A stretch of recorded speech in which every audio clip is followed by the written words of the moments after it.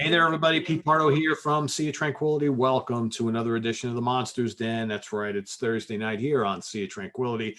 In the co-captain's chair, Mr. Chris Alo. What's happening, my friend? What's going on, Pete? How's it going?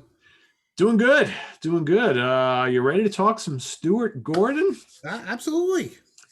Stuart Gordon, of course, a guy who started off, doing theater, right? Directing, producing Yes. theater.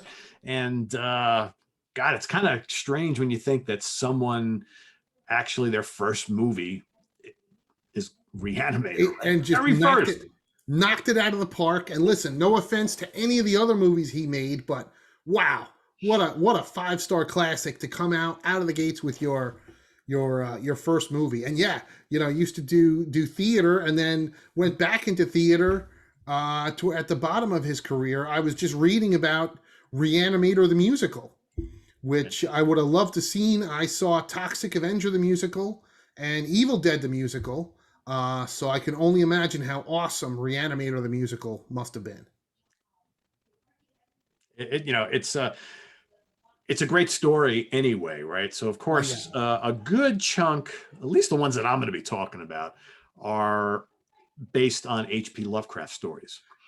Yep, and I was going to say perfect segue. I mean, there's not another director I think you could name that was so influenced by a particular author or other director. I mean, holy shit! Like Stuart Gordon is synonymous with H.P. Lovecraft. And you had guys who were with Poe, with Edgar Allan Poe, right, back in the day.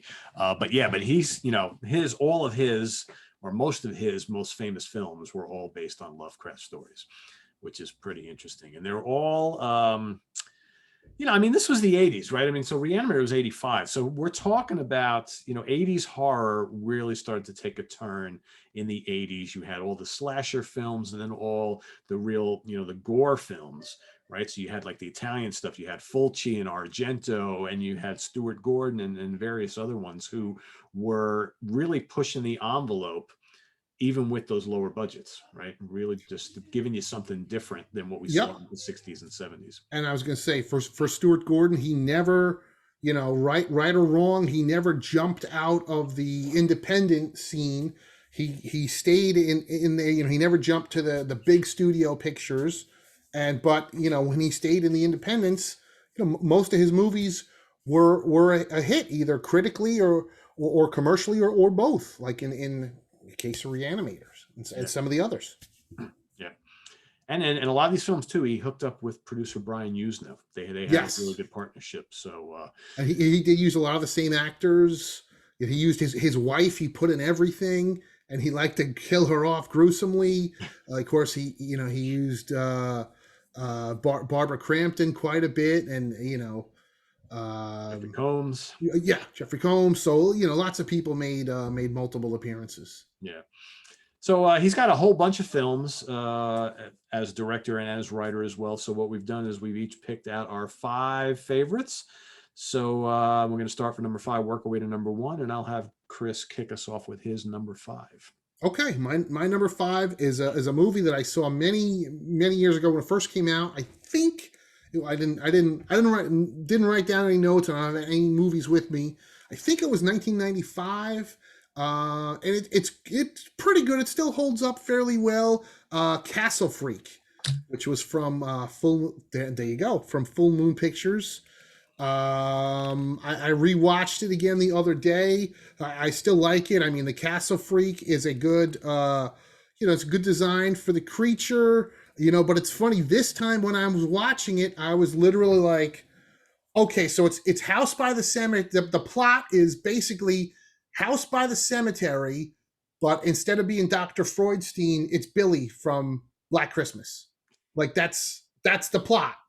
These people inherit this castle, in House by the Cemetery. It was an old creepy house, and there's, a monster, deformed monster lurking in the shadows, living in their house. And then there's a, connection, of course. It's pretty good. I mean, the plot's kind of weak. I mean, what really sells it to me is the 2 leads, which we just mentioned, Jeffrey Combs and Barbara Crampton, who are both awesome. Yep. They're both awesome in this. It's got some good gore. I think my biggest problem was I was like, okay, who's the hero? Because at first I thought it was going to be spoiler alert, I thought it was the castle freak, because you see him that he's chained up and he's whipped and he's tortured. But then you find out that he's really not a nice guy.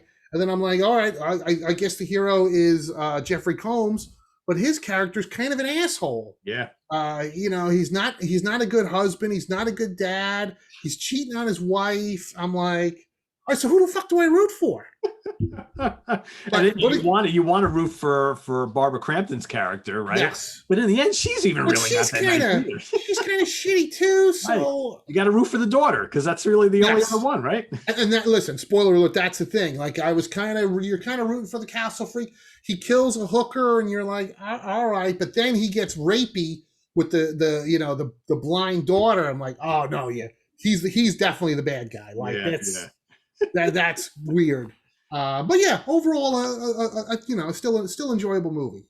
Yeah, it's apparently I've known for a little bit, but I haven't seen it. There's a remake which I haven't seen yet. I heard about that. It's on Shudder, the remake. Really? Okay. But it came out last year, and now I really want to see it, having just rewatched the original. Yeah. It's also too, I think I mentioned this on a previous show, not the connection, but the plot is also somewhat similar in a weird way to the old Dagon flick from the 70s called Beast in the Cellar. Was that from the Yes. 70s?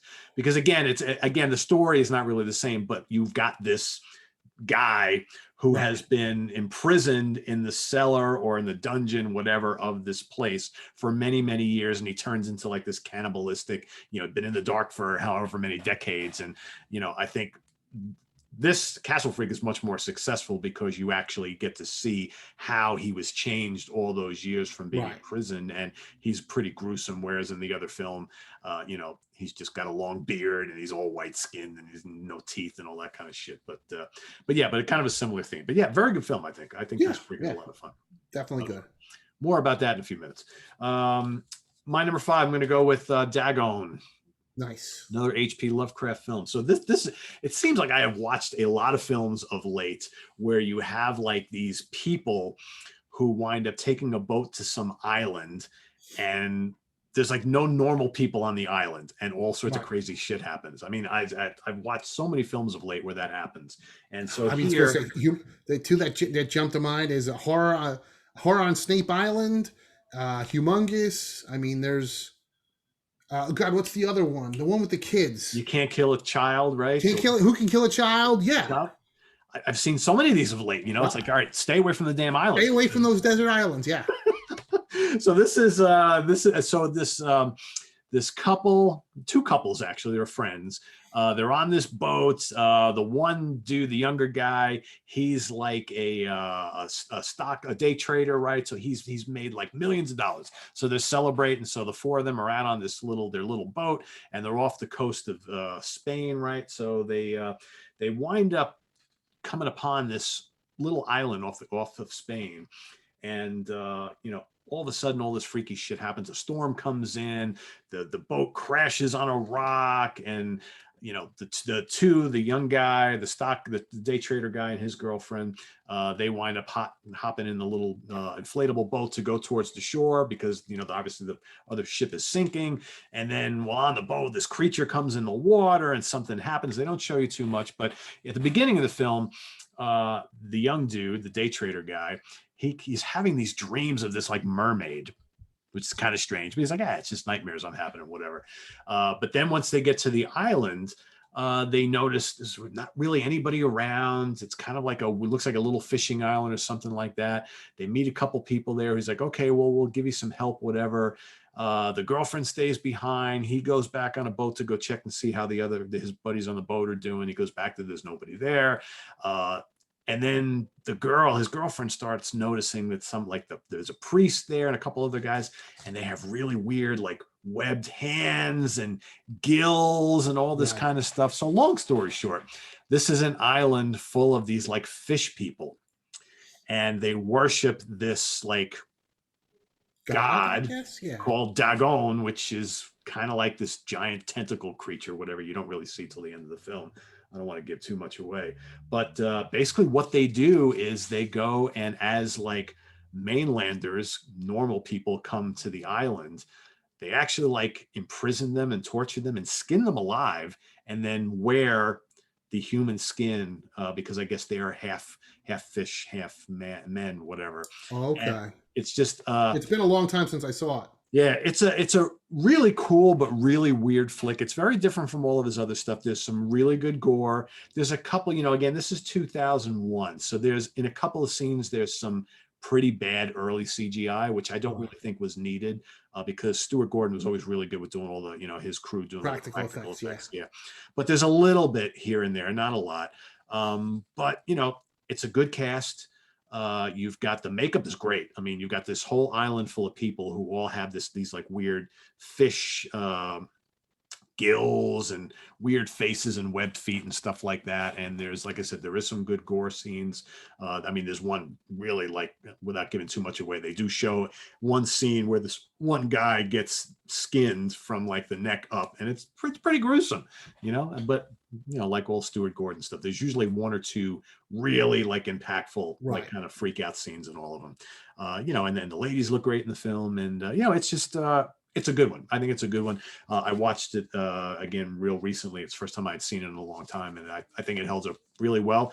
I will say though, the old DVD copy looks like shit on my 4K TV, so I already have the Blu-rays on order already. Oh, so, nice. So I'm replacing this one, but no, good flick. Dagon. That's awesome. 5. Yeah, I think I have the DVD. I'll have to. You probably got this one, I would think. Yeah, right? I probably do. Yeah, this is the old. Who put this out? This is a. Is it Anchor Bay? This is this is a Lionsgate. Okay. Lionsgate. I think Vestron put the Blu-ray out. So. Gotcha. Okay. All right, that's good. Yeah, I'll have to rewatch that. I do want to say before we go on, there is a great interview with Barbara Crampton on here. Oh, okay, nice. And it was, I think, or was it on this one? No, I'm sorry, it was on the Reanimator Blu-ray that I was watching. But I will say, Barbara Crampton in this, I think the interview was from 5 years ago. She looks exactly the same. I met her again in 2018, I think. And she's 2019. So smart. She is so intelligent. She a very smart lady. So happy that she has all this success now, this far into her career, that she's just still popping up and everything. And yeah, she looks amazing. Yeah, I mean, her face does not look any different. I can't remember which movie it was.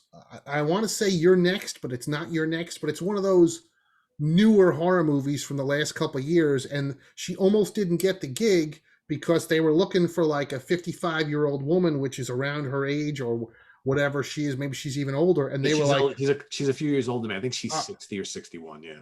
So, and I'm going back a couple of years, but they were like, well, you're too young and pretty looking. So they had to use makeup to age her up. They didn't want to give her the gig. So that, kudos to her for doing that. But yeah, awesome lady, and a huge, a great person to meet at any of these, horror movie conventions. I've heard Your Next is supposed to be pretty good. I haven't seen it, but yeah, I don't know if it's that one. It's some. I know she's in that. That was her first movie. Oh, okay, so then maybe that's the one then. Yeah, it's like a family and they're getting killed off one by one. Yeah. And she's like the mom or something. It's like a home invasion film, and all the invaders wear like different animal masks and stuff. All right, that's it then. It got a lot of attention when it came out. I haven't seen it, but I've heard it's really good. I do want to check it out. But it was. What's amazing about her is like how many years she did soap operas. Oh yeah, she like a long time she was on soap operas. Yep. It's true. She really Reanimator, and and it's like, and she's like, these were a lot of fun. I didn't think they were going to do any business, and I got naked, right. And but it was great. The cast were always good, and the crews, and it's like, so Stuart used her over and over and over again. Oh yeah, I mean, she's in 3 of my 5. Yeah. So all right, cool. Well, we digress. Back to number 4. Back to number 4, which does not have a Barbara Crampton. And this is, I think it's 1987, I think. Dolls, which we talked about the other day. 87, that's correct. And it's a fun one. It's funny, when I hadn't seen it since, I want to say 1987 or 88 when I rewatched it recently, and I was just like, and of course it's from Empire Pictures, from Charles Band, who went on to do his own thing in Full Moon Pictures. But I was like, holy shit! Like, I can't believe this movie is basically like the template for Puppet Master. Yeah, absolutely. Yeah. I mean, it's the old European looking older man who makes these creepy dolls, who kills people who come in, who break down. And I'm like, Jesus. It's like Old Dark House meets Puppet Master, basically, Yeah. right? Yeah. Yeah. I mean, it really, once I was watching, and listen, I've seen a lot of the Puppet Masters. They all blend together, other than the individual puppets. But when I was watching Dolls, which I think the first Puppet Master was 1989, this was released in 87, and I'm like, wow, yeah, this really it's the blueprint for Puppet Master. But a lot of fun. Yeah. It's got a lot of comedy in it. It is breakneck pacing. I mean, it's not even 80 minutes. It's got some really good kills. My favorite kill is unfortunately, there's nothing as good as the teddy bear scene in the beginning of the movie. That's amazing. Which is unbelievable. That teddy bear scene just blows my mind. Stuart Gordon's wife is the perfect mean stepmom in this movie. So it's a good, fun, a gory little movie. Yeah. With some good practical effects, some good stop motion animation, and it's a lot of fun. Yeah, apparently I was reading today that they had planned to do a sequel to that. I read that too. And then it never happened. Yeah. And, Charles Brand decided, well, I like these little tiny creature things, so I've got this new idea for puppets. I mean, it's a whole he's the guy for little creature movies. Yeah, yeah. So many of them. So yeah, it's a good one. We'll be talking about that one in a couple of minutes here. All right, my number 4 is Castle Freak from '95. I agree with everything you said. I think this holds up really well, and I think like the last 40 minutes of this is really good. Oh yeah, really good. I mean, once the freak gets kind of unleashed, then it's from there. But yeah, and you really see him walk around the castle. It's very gothic. It reminds me of a lot of the I'm sure it was a real European castle. It reminds me a lot of the Hammer films. The setting. Yes, absolutely. I was just going to say that. Yeah. And Jeffrey Combs, he's not a really good character in here. He gets shit on a lot in this film, though, right? He does. When it comes right down to it, no, he is not a good person. But there are things that he does really bad in this film, and there are things that he doesn't do at all that he gets kind of blamed for, which is really weird. But yeah, it's and it's a lot about the relationship between him and his wife, which is not good at all, right? So they've got this blind daughter. They are definitely estranged. Yeah, so it's definitely not a happy film, but I think it's really good humor and great creature effects. The makeup. I was gonna say, Pete, you definitely nailed it because most of the Stuart Gordon movies, there is a good amount of humor in it. None in this. And none in Castle Freak. I don't think there was a single laugh. No. There's nothing humorous about this. Yeah. This is not, there's no tongue in cheek anything. All these other films, not even Dagon has really any humor. But all these other films, especially the 80s films, they all are chock full of them. It's they're horrific, but they're fun. But they're funny at the same time. Yeah, exactly. But if you want a little more serious Stuart Gordon, this is definitely a good one to check out. I like Castle Freak. So back to you. All right, my number 3, also definitely more along the lines of serious, is his Pit and the Pendulum, which stars Lance Henriksen. And man, Lance Henriksen is just unbelievable. He's Torquemada, and this is a plot that we've talked about extensively in movies like The Devils and Mark of the Devil, and Blood on Satan's Claw, and Witchfinder General. This movie falls in line with all of those movies. Basically, it's someone who is so it's a period picture, and someone who is so obsessed with religion and they wrongly convict people who are obviously innocent of being witches or devil worshippers. And what completely sells this movie is Lance Henriksen. I mean, he is just on fire. I mean, you could see the veins, just his eyes, like they're gonna fucking pop out of his skull, man. He is so intense that it's frightening, and he absolutely sells this picture. I mean, as diabolical as Vincent Price is in Conqueror Worm or Witchfinder General, Lance Henriksen is that, like, times 1,000. And the movie definitely holds up. It's maybe doesn't end as such a dour note as Witchfinder General and the Devils and some of these others, which was nice to see, but a really a dark movie, but absolutely worth checking out for just for Lance Henriksen alone. Some good gore, some good nudity. He's great whatever he does. Oh yeah, no doubt. He's fantastic. Yeah. I sometimes think somewhere down the road, a cool show to do would be to kind of pick our favorite, like, genre regulars.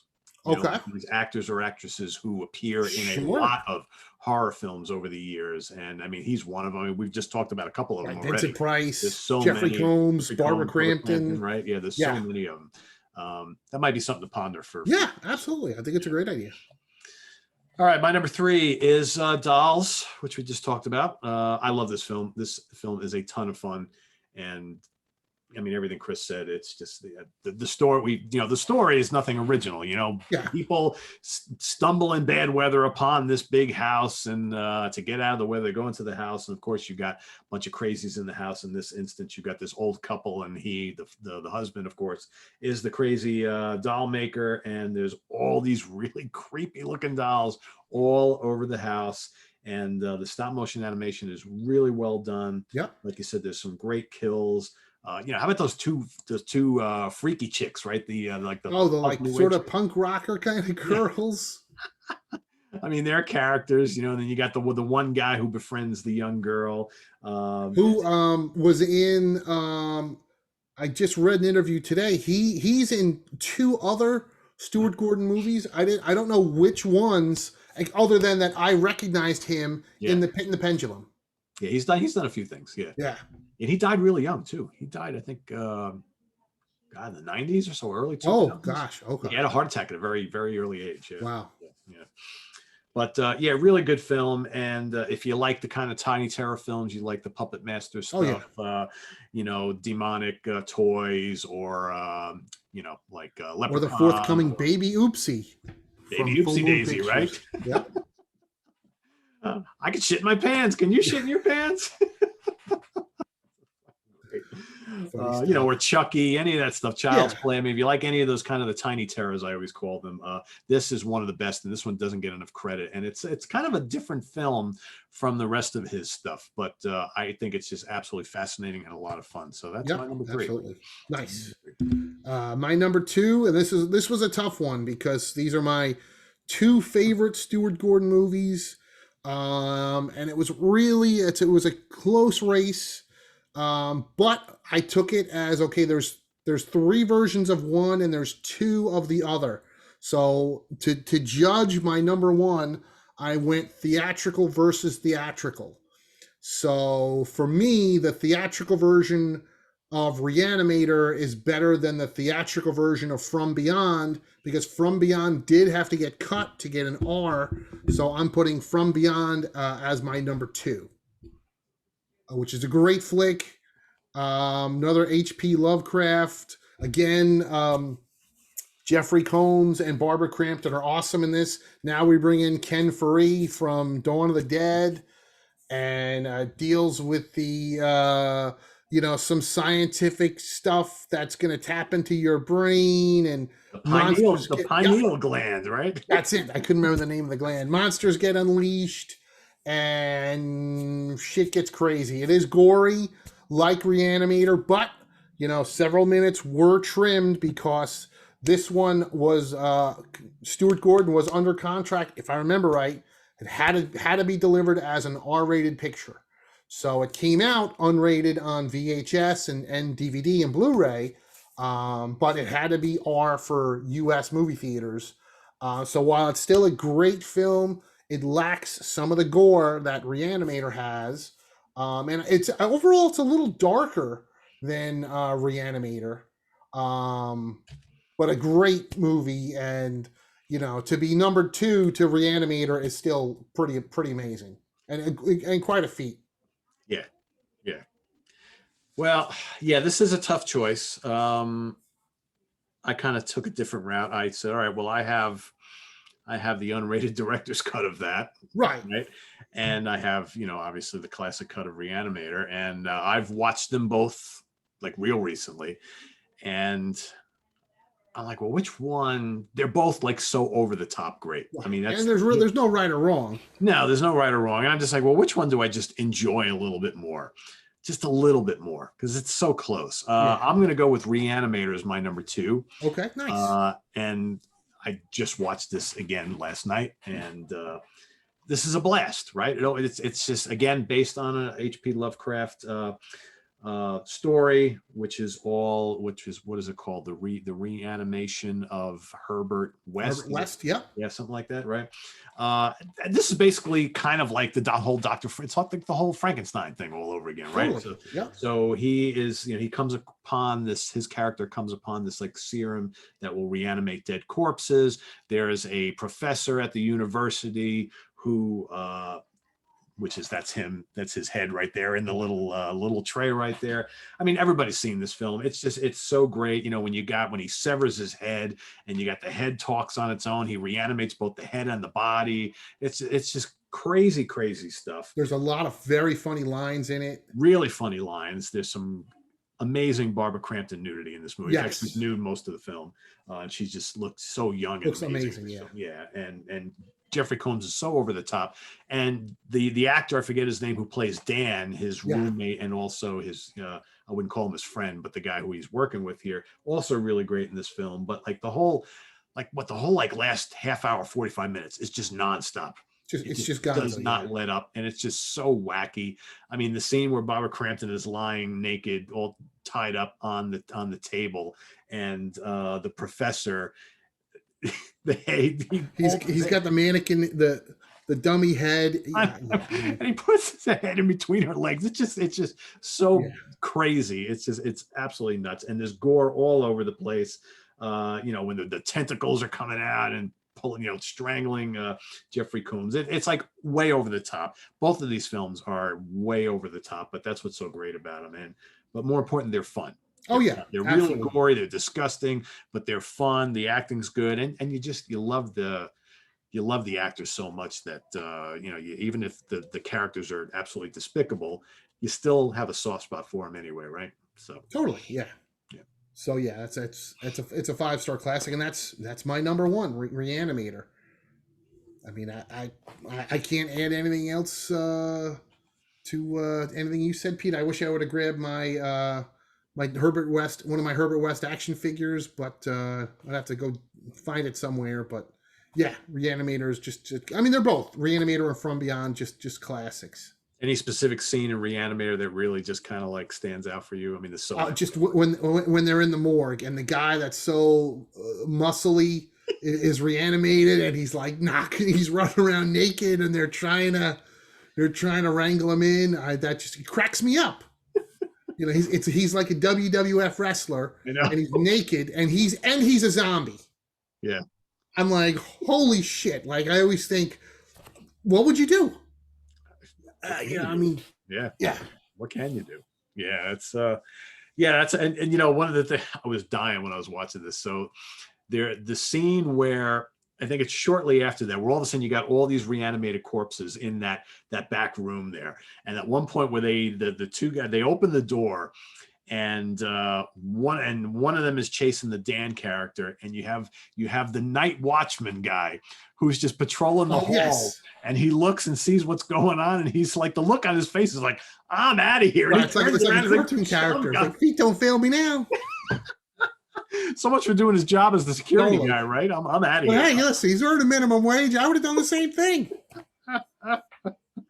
Oh, it was great. Just the look on his face. I mean, he didn't have Yeah. to say anything. He's just like, "Whoa, shit, I'm gone," you know? So, Totally. And of yeah. course, since we're talking both movies, it is interesting to note, and I didn't really think about it. I never thought about it until I was rewatching some of this stuff. It's interesting that there are two, which neither of which I'm really a huge fan of. There are two Reanimator sequels, but there was never a sequel to From Beyond. Now, From Beyond was not the hit that Reanimator was. But it is interesting that they never revisited that.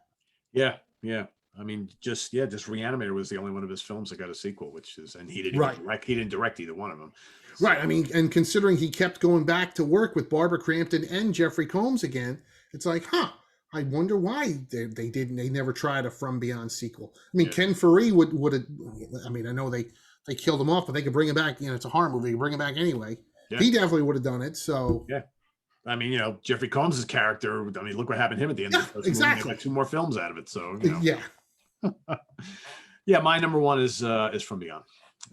This, you know what it is? This is a special effects tour de force. So of course, Stuart had a little bit more money to work with on this film. In fact, Barbara talks about it on the interview on this film. Okay. On this Blu-ray, she talks about how he had like 10 times the amount of money to work on this, Which is probably why it had to be an R rating. Yeah, exactly. Yeah. Still, I mean, when you look at the amount of money they had to work with, still pretty low comparatively speaking. Oh, for sure. Blockbusters. But I mean, I know you folks can't really see it, but I mean, this creature right here, which is, what the one dude turns into at some point. It's just absolutely mind-blowing what they did with the creature effects in this film. I mean, just like all these weird configurations and tentacles and long hands and all this, melting faces and body parts. And then, when Jeffrey Combs has the pineal gland coming out of his head, right, a little hole in his head, it's like a freaking worm, man. It's just, and how freaky is him seeing with the shaved head and the pineal gland hanging out, right? It's like weird. Yeah. Really creepy. Very much so. Yeah. But this movie is just, and the whole scene in the basement, right? Oh, with the flooded with the water and the big monster, and I mean, if you like big rubber monsters, practical effects, this movie is a complete tour de force. And not to mention, Barbara Crampton doesn't get nude, but she looks amazing in that S&M outfit. That's right, in the leather. Yes, that's true. She doesn't. I thought she does have one nude scene here. Does she? All right, maybe. I thought she does. I'll just have to rewind it, rewatch it just to make sure. It's worth it. Yeah. It's funny because I did the Brian De Palma episode recently with Jamie and Dan and Mike Portnoy, right? And she is in Body Double. Is she really? 2 minutes. She plays the wife of the main character who he catches cheating on him with another dude. Her only scene is her in bed naked on top of some guy. That's wow. I'll have to rewatch it just for that. She throws her clothes on and she goes and chases after him for a minute, whatever. And then you never see her again. That's it. But she also talks in the documentary about how initially her contract to do that film, she had a whole bunch of dialogue. And then literally the day that they were going to shoot that scene, she was told by either De Palma or someone else that, they cut all your dialogue. So basically you're just going to do this scene. You're just going to get naked and that's it. You're just going to get naked. But the scene is so important because it's going to push the main character into doing everything that he does for the rest of the film. But meanwhile, she's got a minute and a half, 2 minutes and no clothes on. That's it. Interesting. So yeah, very, very beginning of the film. That's it. And then you don't see her again. Wow. So there you have it, everybody. Top 5 from Stuart Gordon. I mean, these are really, really good films, in my opinion. I was going to say the honorable mentions, just because I couldn't get a chance to rewatch them. The two I was most interested in rewatching, and I didn't get to it, was Robot Jocks. The big. He did a lot of sci-fi films, actually. Yeah, the big, sort of Robotech.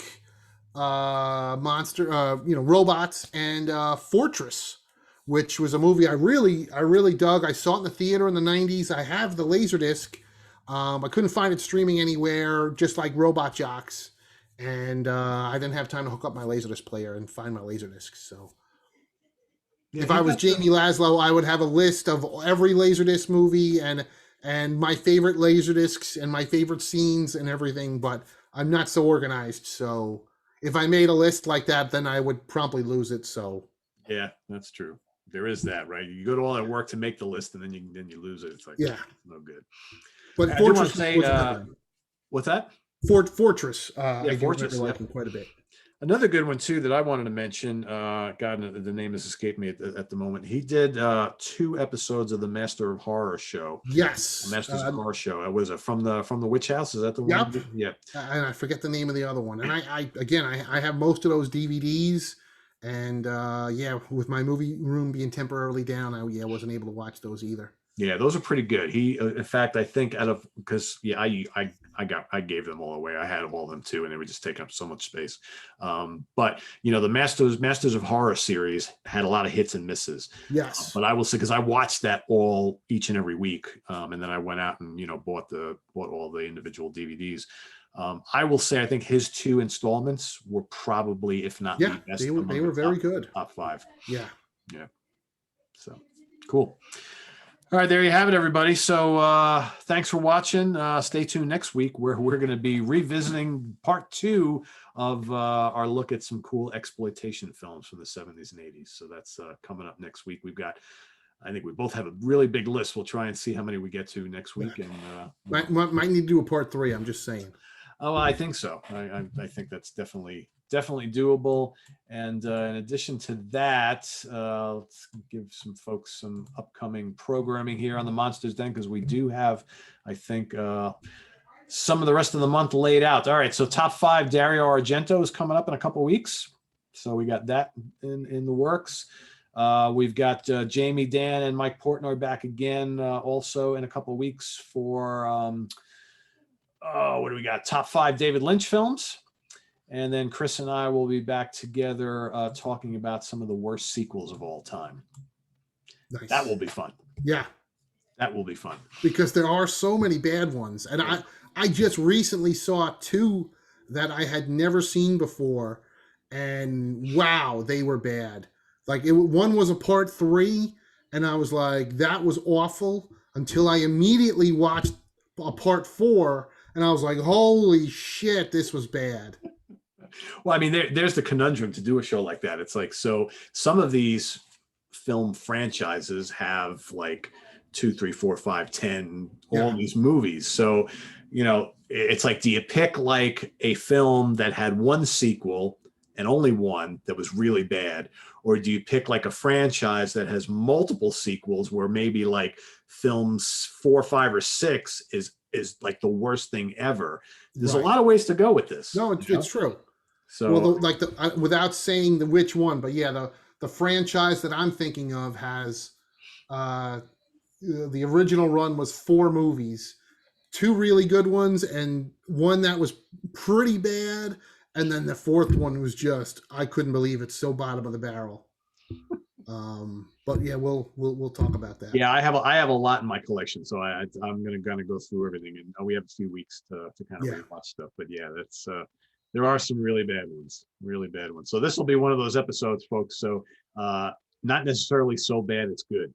These are like so bad. Stay away from it. Yeah. Stick with the original, in other words, right? Absolutely. So there you have it, folks. So list your favorite Stuart Gordon films in the comments below, and make sure you visit us on the web at www.seatranquility.org. We're on Facebook, we're on Twitter, of course, we're here on YouTube all the damn time. Subscribe if you haven't. Click on that notification bell. Check out our very cool merch page, which is also listed below, where you can find all sorts of, we got a ton of t-shirts now for all sorts of different Sea Tranquility things. We got, if you want to take part in the whole, I've got the olds movement. We've got Chris's I've got the olds t-shirt available. It's not getting any better. No, it's not getting any better. So everybody I talk to every day is forgetting stuff. And I said, see, you got the olds. You got the olds. See, it's spreading. It's spreading. We got all the damn time. We got more will than skill. We got no softies here. We got all the other various Sea Tranquility logos and things like that. We got the Monsters Den, we got the Hudson Valley Squares. We even got some comic book geezer shirts as well. So it's all available at the link below, as well as the link to the Sea Tranquility website, which is now 20 years on the internet. Hard to believe. So yeah, Crazy. crazy. Time is flying by. So thanks for watching. For Chris Alo and Pete Pardo, we'll see you next time. Take care.